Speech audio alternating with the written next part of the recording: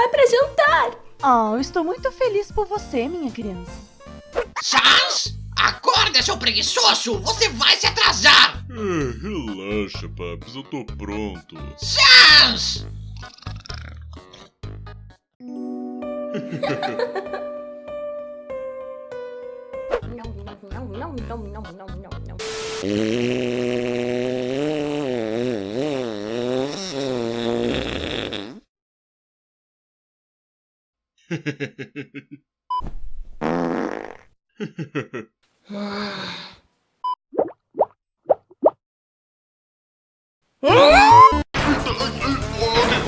Eu prometo, eu não vou fazer isso de novo, mas por favor, para! Chega! Eita, o que aconteceu? Me desculpa.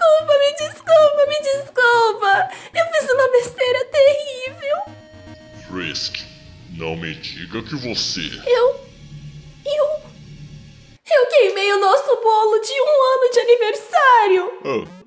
Eu tenho certeza que continua gostoso. Ele tá completamente carbonizado. Sabor carvão é meu favorito. Sans! Não tem nada mais encantador do que observar o céu estrelado.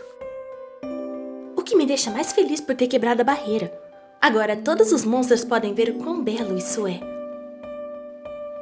E isso me dá uma nostalgia lá dos cristais das cachoeiras. Mas não é a mesma coisa.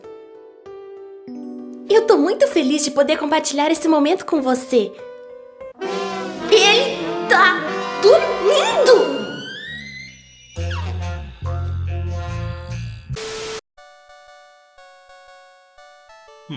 Pelo jeito, esse presente gigante é pra mim. Interessante. O que será que é? Tomara que seja um jarro de ketchup industrial.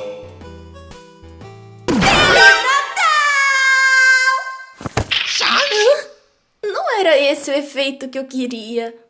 E morreu. Vamos dar um novo passo como casal. Então, cada um vai dizer para o outro umas boas verdades. Ok, eu começo.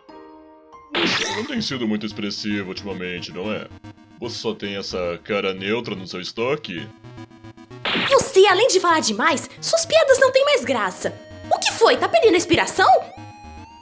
1 hora depois.